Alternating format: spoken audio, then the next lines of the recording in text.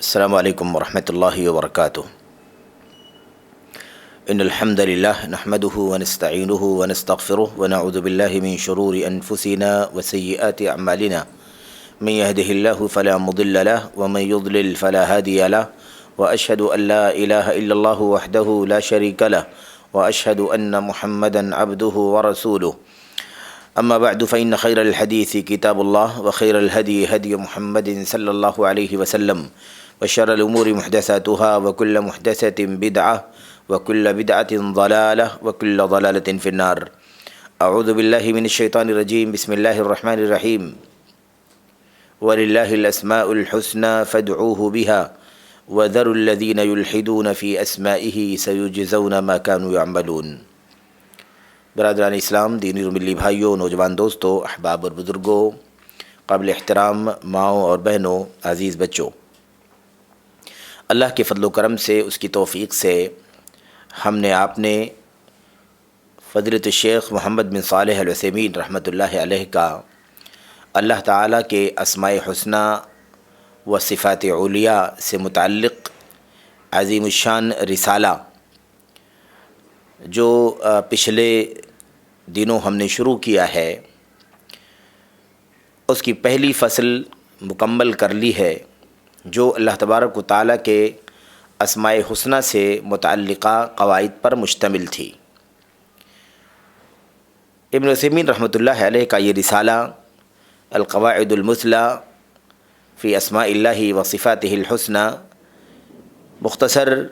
اور نہایت ہی عظیم اور جامع رسالہ ہے، جیسا کہ اس سلسلے میں ہم نے آپ سے اس سے پہلے بھی عرض کیا ہے۔ آج اللہ کی توفیق سے ہم اس رسالے کا اگلا حصہ جو دوسری فصل سے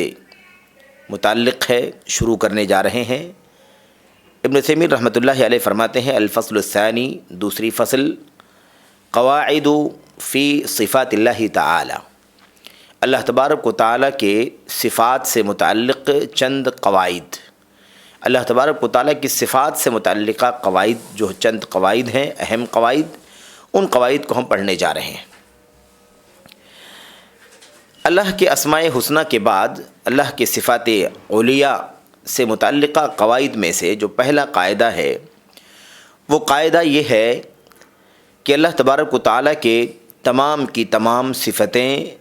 کمال کی صفتیں ہیں، تمام کے تمام اوصاف، تمام کی تمام خوبیاں کمال کی صفتیں ہیں، کمال کے اوصاف اور خوبیاں ہیں۔ کسی بھی طرح سے اس میں نقص کا، عیب کا کوئی گزر نہیں ہے، کمال ہے، اس میں مکمل ترین ہے، اکمل ترین ہے، اس میں سرے سے کسی بھی طرح سے نقص کا، کمی کا، خلل کا، عیب کا گزر بھی نہیں ہے۔ یہ اللہ تبارک و تعالیٰ کے اسماء صفات علیاء سے متعلقہ قواعد سے متعلق پہلا قاعدہ ہے۔ مثال کے طور پر فرماتے ہیں، جیسے اللہ تبارک و تعالیٰ کی صفات میں سے چند صفتیں یہ ہیں، بطور مثال ہی ذکر فرما رہے ہیں۔ کہتے ہیں جیسے اللہ تبارک و تعالیٰ کی صفت ہے الحیات، زندگی، العلم، علم، جانکاری، قدرت، طاقت، ایسے ہی سمع، اللہ تبارک و تعالیٰ کا سننا، والبصر، اللہ تبارک و تعالیٰ کا دیکھنا، رحمت، ایسے ہی عزت، غلبہ، حکمت، دانائی، والعلو، علو، بلندی، والعظمہ، اللہ تبارک و تعالیٰ کی عظمت، کبریائی، یہ اللہ تبارک و تعالیٰ کی صفتیں، اور اس طرح کی جتنی بھی صفتیں ہیں اللہ عز و جل کی، وہ ساری کی ساری صفتیں حد درجہ کمال کی صفتیں ہیں، اس میں کسی طرح کا عیب، نقص ممکن نہیں ہے۔ کہتے ہیں کہ یہ ساری کی ساری صفتیں کمال کی صفتیں ہیں، اس میں کسی بھی طرح سے نقص یا عیب نہیں ہے، کوئی کمی یا خلل اس میں نہیں ہے۔ یہی بات اللہ تبارک و تعالیٰ کے کلام کی آیات سے، کتاب و سنت سے ثابت ہے، اور یہی بات عقل بھی ثابت کرتی ہے، اور فطرت سے بھی یہی بات ثابت ہوتی ہے، واضح ہوتی ہے۔ اس کے بعد یکے بعد دیگرے کتاب و سنت کے دلائل کی روشنی میں، پھر اس کے بعد عقل کی دلیل، پھر اس کے بعد فطرت کی دلیل. یہ تینوں دلیلیں یا تینوں قسم کے دلائل علامہ ابن عثیمین رحمۃ اللہ علیہ نے اس قاعدے کو واضح کرنے کے لیے بیان فرمایا ہے. کہتے ہیں رہی بات پہلی دلیل، یعنی دلیل کی پہلی قسم جو اعلیٰ ترین قسم ہے، اللہ تبارک و تعالیٰ کے کلام، نبی کریم صلی اللہ علیہ وسلم کی حدیث اور آپ کی سنت سے اللہ کے صفات کا، صفات کمال، کسی بھی طرح کے نقص و عیب سے پاک ہونا ثابت ہوتا ہے. تو کہتے ہیں اس کی بہت ساری دلیلیں ہیں. کتاب اللہ اور سنت رسول کی دلیلیں بے شمار ہیں. چند دلیلوں کا تذکرہ یہاں پر بطور مثال ایک دلیل کا تذکرہ یہاں پر کیا گیا ہے. کہتے ہیں اللہ تبارک و تعالیٰ کا یہ فرمان ہے، اللہ عز و جل فرماتا ہے، ارشاد ہے، للذین لا یؤمنون بالآخرہ مثل السوء وللہ المثل الاعلی وهو العزیز الحکیم. اللہ تبارک و تعالیٰ کے کلام کی یہ آیت کریمہ جو سورۃ النحل کی آیت نمبر 60 ہے، اس میں اللہ تبارک و تعالیٰ کا ارشاد ہے، للذین لا یؤمنون بالآخرۃ مثل السوء. جو لوگ اللہ تبارک و تعالیٰ، جو لوگ آخرت پر ایمان نہیں رکھتے ہیں، ان کی بدترین مثال ہے، ان لوگوں کے لیے بری مثال ہے، بدترین مثال ہے. وَلِلَّهِ الْمَثَلُ الْأَعْلَى، اور اللہ تبارک و تعالیٰ کے لیے سب سے اونچی مثال ہے، سب سے اونچی اعلیٰ ترین مثال ہے، وَهُوَ الْعَزِيزُ الْحَكِيمُ، وہی اللہ تبارک و تعالیٰ غالب ہے، حکمت والا ہے. ابن عثیمین رحمۃ اللہ علیہ فرماتے ہیں، المثل الاعلیٰ، اللہ تعالیٰ نے اپنی ذات کے لیے فرمایا، وَلِلَّهِ الْمَثَلُ الْأَعْلَى، اور اللہ تبارک و تعالیٰ کے لیے سب سے زیادہ بلند، سب سے زیادہ اعلیٰ اور برتر مثال ہے، یعنی سب سے زیادہ بلند و برتر خوبی اور صفت ہے. یہ اللہ تبارک و تعالیٰ کا خود اپنی ذات کے سلسلے میں فرمان ہے، ارشاد ہے کہ اللہ تبارک و تعالیٰ کی سب سے اونچی صفت ہے،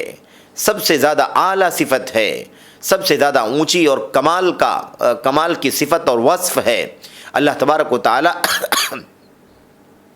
اللہ تبارک و تعالیٰ کی یہ اپنی صفات کے سلسلے میں وضاحت ہے. تو یہ آیت کریمہ بہت ہی واضح طور پر اس بات کو ثابت کرتی ہے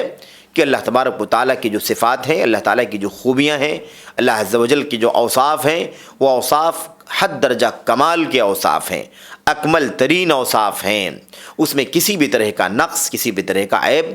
نہ ہے اور نہ کسی طرح سے ممکن ہے. تو المثل الاعلیٰ کی تفسیر کرتے ہوئے، تشریح کرتے ہوئے فرماتے ہیں، یہ المثل الاعلیٰ جو ہے دراصل الوصف الاعلیٰ کے معنی میں ہے، یعنی سب سے زیادہ اعلیٰ صفت ہے. بہت ہی واضح اللہ تبارک و تعالیٰ کا کلام کہ اللہ تبارک و تعالیٰ اعلیٰ صفات والا ہے، اعلیٰ اور کمال کے اوصاف اور خوبیوں والا ہے. یہ اللہ تبارک و تعالیٰ کی کتاب کی دلیل سے ثابت ہے. کہتے ہیں اس کے بعد دلیل کا جو دوسرا گوشہ ہے وہ ہے عقل کے اعتبار سے. عقل کے اعتبار سے دلیلیں تین طرح کی ہیں. امام ابن عثیمین رحمۃ اللہ علیہ نے قرآن کریم کی دلیلیں، سنت کی دلیلیں زیادہ تفصیل میں جا کر کے نہیں بیان فرمائی ہیں، محض ایک دلیل پر اکتفا کیا ہے، اور یہ دلیل تمام تر دلائل کی جڑ ہے، بنیاد ہے. ورنہ اس کے علاوہ متعدد دلائل موجود ہیں، بغرض اختصار ایک دلیل پر اکتفا کیا گیا ہے، کیونکہ کتاب و سنت کے دلائل سے اللہ تبارک و تعالیٰ کے صفات کا صفات کمال ہونا اور اکمل و اعلیٰ ہونا اور کسی بھی طرح کے نقص و عیب سے خالی اور عاری ہونا، یہ واضح طور پر ثابت ہے. پھر اس کے بعد عقل کی دلیلوں کا تذکرہ کرتے ہوئے فرماتے ہیں کہ رہی بات عقلی دلائل کی، تو سمجھنے کی بات یہ ہے، عقل اور سوجھ بوجھ کا استعمال کر کے یہ بات ہر آدمی کو سمجھ لینی چاہیے کہ ہر چیز جو حقیقت میں موجود ہے، ہر چیز جو حقیقت میں موجود ہے، یہ ایک دم ضروری ہے، اس کے بغیر چارہ نہیں کہ اس کی کوئی نہ کوئی صفت ضرور ہوگی. ہر موجود چیز موصوف ہوا کرتی ہے، اس کی کوئی نہ کوئی صفت اور خوبی ضرور ہوتی ہے، خواہ وہ صفت کمال کی صفت ہو یا وہ صفت نقص کی صفت ہو، یعنی وہ صفت اور خوبی جو اس کے اندر پائی جاتی ہے وہ کمال درجے کی ہو، اعلیٰ درجے کی ہو، یا اس کے اندر نقص پایا جاتا ہو. ان دونوں میں سے بھی کوئی نہ کوئی صورت ضرور اس کے ساتھ پائی جائے گی. تو ہر وہ چیز جو حقیقی طور پر موجود ہے، خیالی نہیں ہے، اس کی کوئی نہ کوئی صفت پائی جانی ضروری ہے، اور اس صفت کا دو میں سے کوئی ایک ہونا، یعنی کمال کی صفت ہونا یا نقص کی صفت ہونا بھی، دونوں میں سے کچھ نہ کچھ ہونا ضروری ہے۔ کہتے رہی بات اللہ تبارک و تعالیٰ کی، اللہ سبحانہ و تعالیٰ کی، اللہ عز و جل کی، رب کریم کی، تو رب کریم کے سلسلے میں، اللہ تبارک و تعالیٰ کے سلسلے میں یہ دوسری جو چیز ہے، دوسرا جو مفروضہ ہے، یعنی دوسری جو قسم ہے کہ بعض موجودات کے یہاں نقص کی صفتیں پائی جاتی ہیں، یہ نقص والی صفت اللہ تبارک و تعالیٰ کی ذات کے توسط کے سلسلے میں، اللہ تبارک و تعالیٰ کی ذات کے حوالے سے ناممکن ہے، بلکہ باطل ہے، غلط ہے۔ ایسا ممکن ہی نہیں ہے کہ اللہ تبارک و تعالیٰ کی صفت میں نقص ہو۔ کیوں؟ اس لیے کہ اللہ سبحانہ و تعالیٰ کامل ہے، اکمل ہے، اللہ تبارک و تعالیٰ ہی تمام بندگان کی عبادتوں کا مستحق ہے۔ اسی لیے اللہ تبارک و تعالیٰ نے اپنی ذات کے سوا مشرکین، کفار، دنیا کے لوگ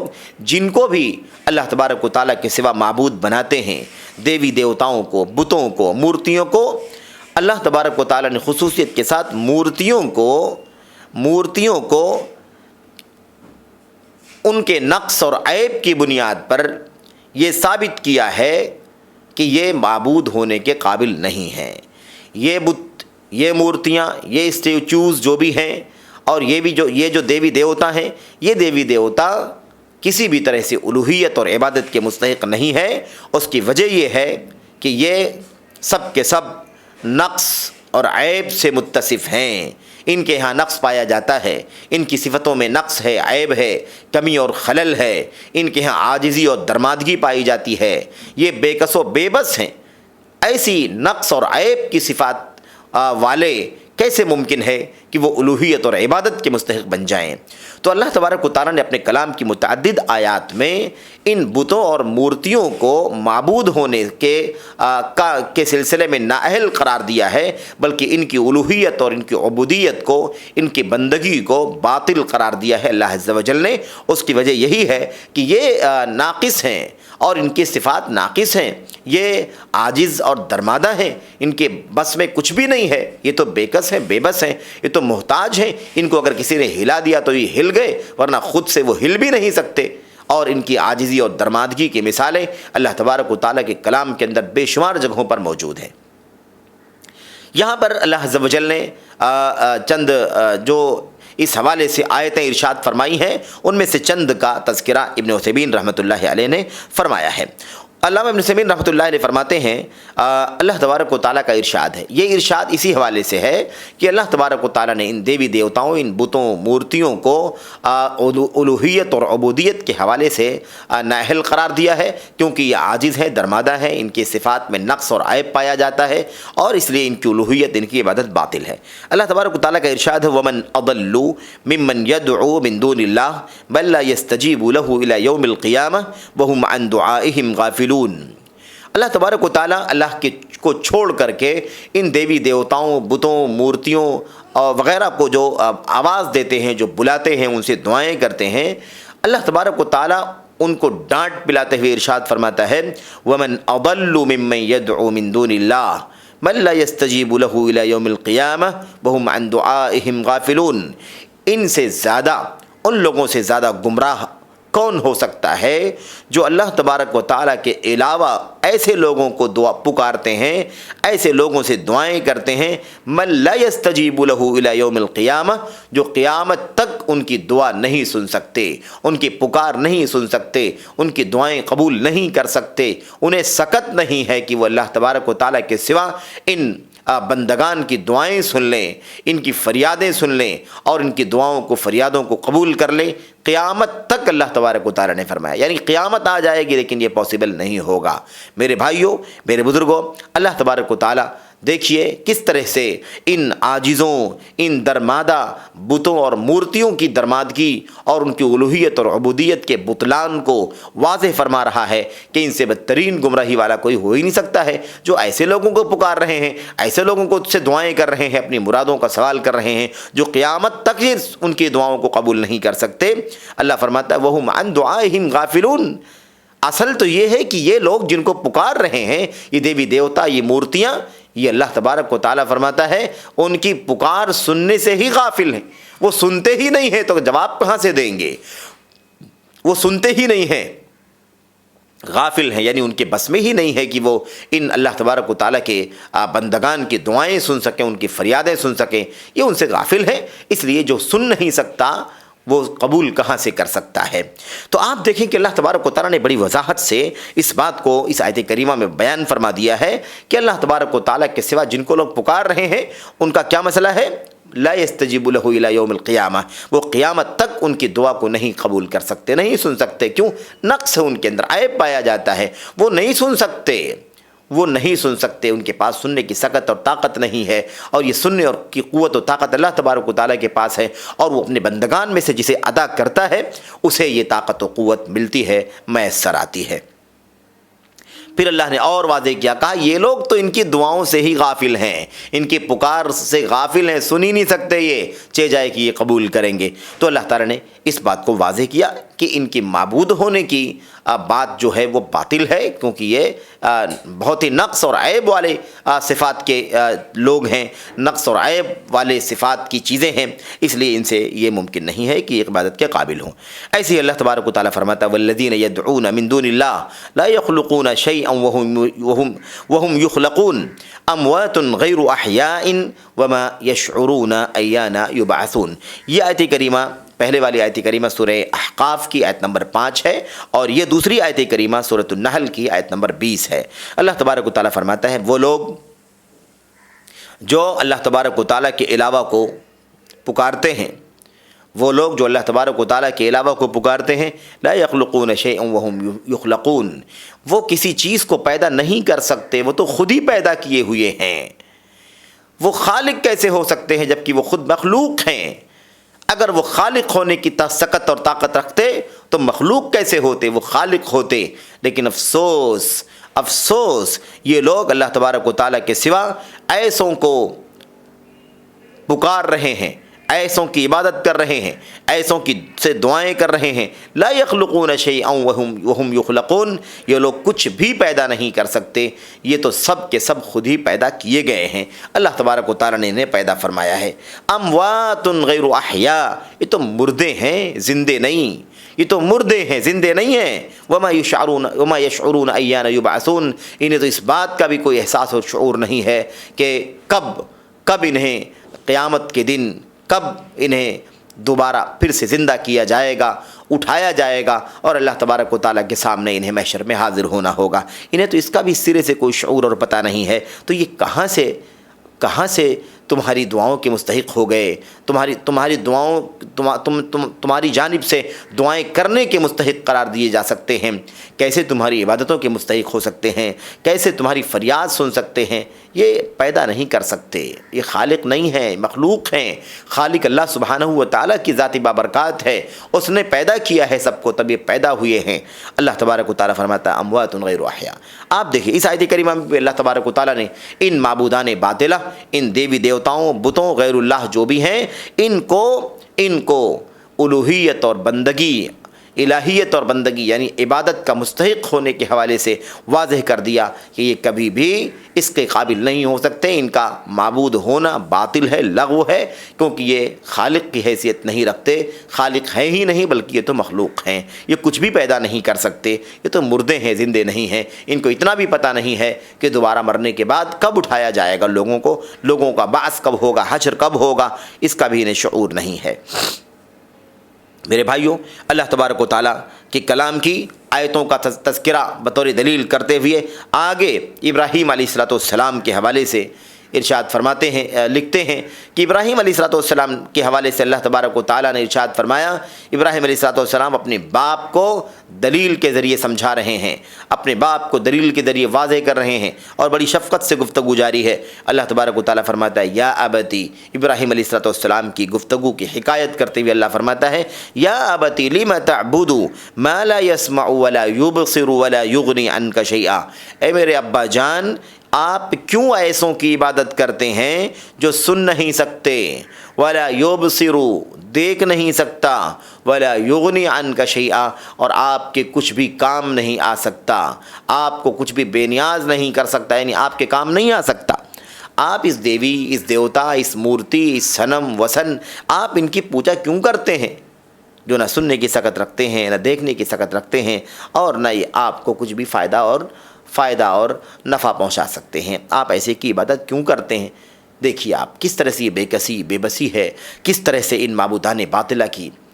کہ عبادت اور الوہیت کا بطلان واضح ہوتا ہے۔ یہ کس قدر کمزور ہیں، کس قدر یہ ناقص صفت والے ہیں، ان کے پاس یہ بھی طاقت نہیں ہے، سن بھی نہیں سکتا، دیکھ بھی نہیں سکتا۔ افسوس، کیسے وہ کسی کے کام آ سکتا ہے جب وہ خود ہی عیب دار ہے، عیب والا ہے۔ تو یہ ہے، اللہ تبارک و تعالیٰ نے یہ بات واضح کی ہے کہ دیکھو یہ سب صفات نقص والے ہیں، ان سب کی خوبیاں جو ہیں سب نقص کی صفتیں ہیں، نقص کی اور عیب کی خوبیاں ہیں، یہ کبھی بھی الہ ہونے کے قابل نہیں ہو سکتے۔ ایسے ہی یہ سورہ مریم کی آیت نمبر 42 ہے۔ آگے مزید ابراہیم علیہ السلام ہی کے حوالے سے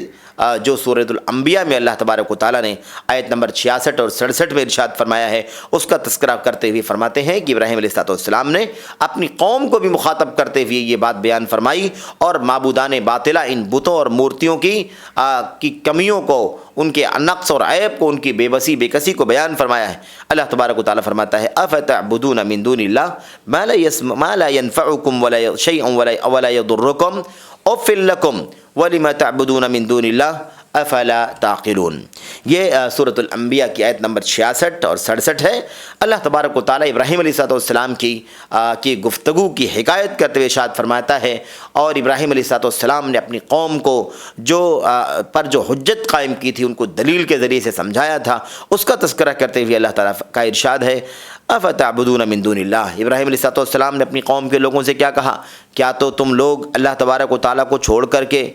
ایسوں کی عبادت کر رہے ہو، ما لا ينفعكم شيء ولا يضركم، جو تمہیں کچھ بھی نہ فائدہ پہنچا سکتے ہیں نہ تمہیں کچھ بھی نقصان پہنچا سکتے ہیں۔ اف لکم، افسوس ہے تمہارے اوپر، اف ہے تمہارے اوپر، تف ہے تمہارے اوپر بھی، وَلِمَ تَعْبُدُونَ مِن دُونِ اللَّهِ، اور تم اللہ کو چھوڑ کر کے جن کو پوج رہے ہو ان کے لیے بھی اف ہے، تمہارے لیے بھی، تم پوجنے والوں کے لیے بھی اللہ کے سوا کو، اور اللہ کے سوا جن کو تم پوج رہے ہو، ان تمہارے لیے، ان کے لیے، سب کے لیے اف ہے، افسوس ہے،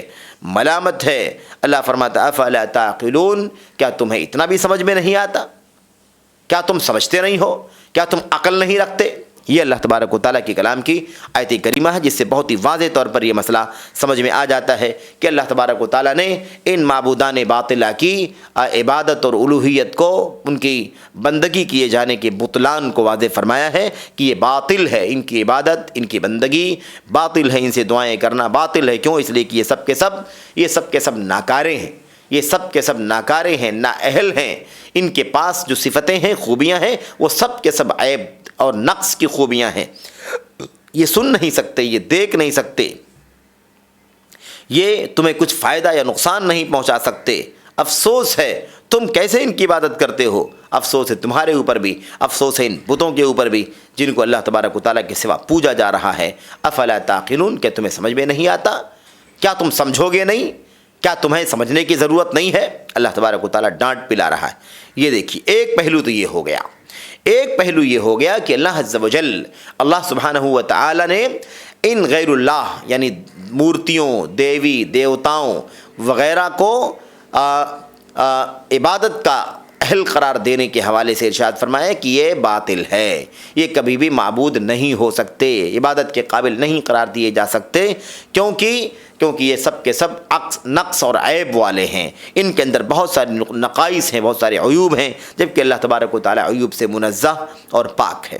یہ چند آیتیں اس بات کو سمجھانے کے لیے تھیں کہ جب یہ سب کے سب ناقص ہیں، ناقص صفت والے ہیں، اللہ تبارک و تعالیٰ کامل صفات والا ہے، تو ظاہر سی بات ہے کہ وہی اللہ تبارک و تعالیٰ کی ذات گرامی ہے، اس کے سارے صفات کمال کے صفات ہیں، اس کے سارے صفات کمال کی صفات ہیں، اس کی ساری خوبیاں اعلیٰ درجے کی ہیں، یہ اللہ تبارک و تعالیٰ نے ارشاد فرمایا ہے۔ اس کا ایک دوسرا پہلو بھی ہے، اس کا تذکرہ کرتے ہوئے ابن عثیمین رحمۃ اللہ علیہ فرماتے ہیں کہ ہم نے اپنی آنکھوں سے بھی دیکھا ہے، ہم نے ہاتھ لگا کر کے بھی دیکھا ہے، یعنی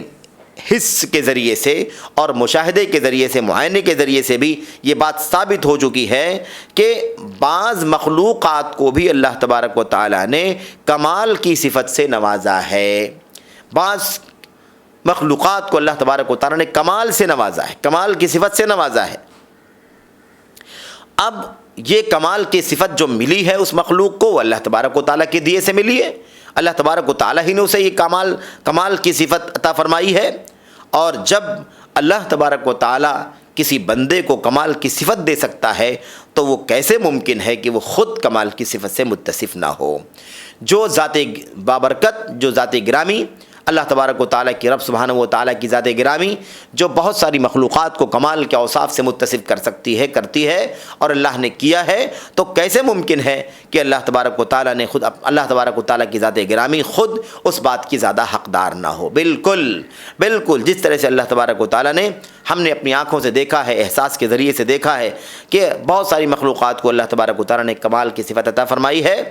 اور جب اللہ کی مخلوقات کو اللہ کی طرف سے کمال کی صفت ملتی ہے تو اللہ تبارک و تعالیٰ کی مخلوقات، اللہ تبارک و تعالیٰ کی مخلوقات سے کہیں زیادہ اللہ سبحانہ و تعالیٰ خود اس بات کا حقدار ہے کہ اس کی ساری صفتیں، اس کے سارے اوصاف اور ساری خوبیاں جو ہیں اللہ عز و جل کی، وہ کمال کے درجے کی ہوں، اعلیٰ درجے کی ہوں، بلند ترین مقام اور مرتبے کی ہوں، یہ اس بات کا زیادہ حق رکھتا ہے۔ یہ دوسرا پہلو ہے۔ تیسرا جو پہلو ہے، تیسری جو بات ہے وہ ہے فطرت کے دلیلیں۔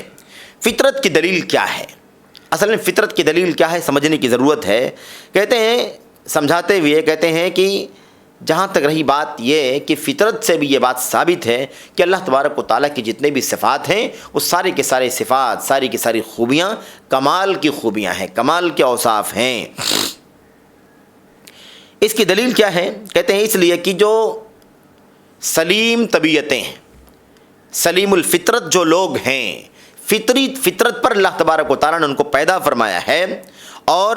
اللہ تبارک و تعالیٰ نے فطری طور پر ان کے دل میں اپنی محبت ڈالی ہے، اپنی تعظیم کا جذبہ ڈالا ہے، اپنی عبادت و بندگی شامل فرمائی ہے۔ یہ سارے کے سارے لوگ فطری طور پر اللہ تبارک و تعالیٰ سے محبت کرتے ہیں، اللہ کی تعظیم کرتے ہیں، اللہ کی عبادت کرتے ہیں۔ تو اب سوال یہ پیدا ہوتا ہے کہ یہ اللہ تبارک و تعالیٰ کی عبادت کرنے والے، اللہ تبارک و تعالیٰ کی عبادت کرنے والے کسی ایسی کی عبادت کر ہی نہیں سکتے جب تک کہ اس کے بارے میں پتہ نہ ہو، جب تک اس کے بارے میں علم نہ ہو کہ وہ کمال کے اوصاف سے متصف ہے، کمال کے اوصاف سے متصف ہے۔ کیونکہ اللہ تبارک و تعالیٰ کے یہ بندگان، اللہ تبارک و تعالیٰ کے یہ بندگان اور بندگان کی طبیعتیں اور ان کے جیو، ان کے جو نفوس ہیں، وہ اس بات اور یہ نفوس، یہ طبیعتیں، یہ نفوس جو ہماری جانیں جو ہیں وہ فطرت پر پیدا کی گئی ہیں، اور فطری طور پر ہمارے اندر اللہ کی محبت اور عظمت ڈالی گئی ہے، اللہ کی بندگی ڈالی گئی ہے۔ اس سے واضح ہوتا ہے کہ یہ کبھی بھی انسانی نفس، انسانی دل اور انسانی طبیعتیں کسی ایسی ذات کی عبادت اور بندگی اور تعظیم و توقیر نہیں کر سکتی ہیں جب تک کہ ان کے بارے میں پتہ نہ چل جائے کہ وہ کمال کی صفات والیاں ہیں، کمال کی صفات والیاں ہیں، جو اللہ تبارک و تعالیٰ کی ربوبیت اور ان کے الوہیت کے قابل کے لائق ہے، سزاوار ہے۔ ایسے اللہ کے فرماتے ہیں کہ یہ محبت، یہ بندوں کی طرف سے تعظیم اللہ تبارک و تعالیٰ کی جو ہو رہی ہے فطری طور پر، اسی لیے ہو رہی ہے کہ اللہ تبارک و تعالیٰ فطری طور پر بھی ہم سمجھ سکتے ہیں کہ اللہ عز و جل کے پاس اللہ عز و جل سے محبت کرنے والے وہی ہو سکتے ہیں جو اللہ تبارک و تعالیٰ جیسی ذات سے اس لیے محبت کرتے ہیں، تعظیم کرتے ہیں کیونکہ وہ عظمتوں والے کی تعظیم کرتے ہیں، وہ قابل عظمت ہے۔ تو اس سے واضح ہو جاتا ہے بہت ہی واضح طور پر کہ اللہ تبارک و تعالیٰ کے بندگان جو ہیں وہ ایسا ممکن نہیں ہے کہ وہ اللہ تبارک و تعالیٰ کے بندگان کسی ایسی ذات کی عبادت کریں، کسی ایسی ذات کی تعظیم بجا لائیں، کسی ایسی ذات سے محبت کریں جو کمال کے اوصاف سے متصف نہ ہو، جو اس کی ربوبیت اور الوہیت کے شان کے مطابق ہو۔ اس لیے یہ فطرت سے ثابت ہے، اور ہم بھی اس بات کو اچھی طرح سے جانتے ہیں کہ ہم اپنے انسانی تناظر میں، انسانی سماج کے تناظر میں اس چیز کو دیکھیں کہ ہم کسی کو اگر بہت ساری خوبیوں اور صفات والا پاتے ہیں تو ہم اس کی تکریم کرتے ہیں، اس کا احترام کرتے ہیں، وہ تعظیم کے لائق ہوتا ہے تو شریعت کے مطابق اس کا مقام اور مرتبہ بھی ہم سمجھتے ہیں۔ یہ کس صورت میں؟ اسی صورت میں تو اب ظاہر سی بات ہے کہ اللہ تبارک و تعالیٰ کی ذات بابرکات کی لوگ عبادت کرتے ہیں، بندگی کرتے ہیں، تو اسی لیے محبت کرتے ہیں، تو اسی لیے عظمت بجا لاتے ہیں، تو اسی لیے کیونکہ اللہ تبارک و تعالیٰ کلام کی صفات، کمال کی صفات سے متصف ہے، جو اس کی ربوبیت اور الوہیت کے قابل ہے، لائق ہے۔ یہ ہے آپ کہتے ہیں جب ایک الگ مسئلہ ہے، یہ وہ بات ختم ہو گئی وہاں پر، اب اس سے متعلق ایک مسئلہ یہاں پر مزید ذکر کرتے ہیں، اور یہ چیز بھی ہماری اور آپ کی زندگی میں، ہمارے اور آپ کی نگاہوں کے سامنے اللہ کے کلام کی آیتوں میں، نبی کریم صلی اللہ علیہ وسلم کی حدیثوں میں ایسی چیزیں آتی رہتی ہیں، اس لیے اس مسئلے کی بھی وضاحت کرنا امام ابن عثیمین رحمۃ اللہ علیہ نے ضروری سمجھا، اور یہاں پر اس کی وضاحت فرما رہے ہیں۔ کہہ رہے ہیں بسا اوقات ایسا ہوتا ہے کہ کوئی صفت ہوتی ہے جس کے اندر صرف اور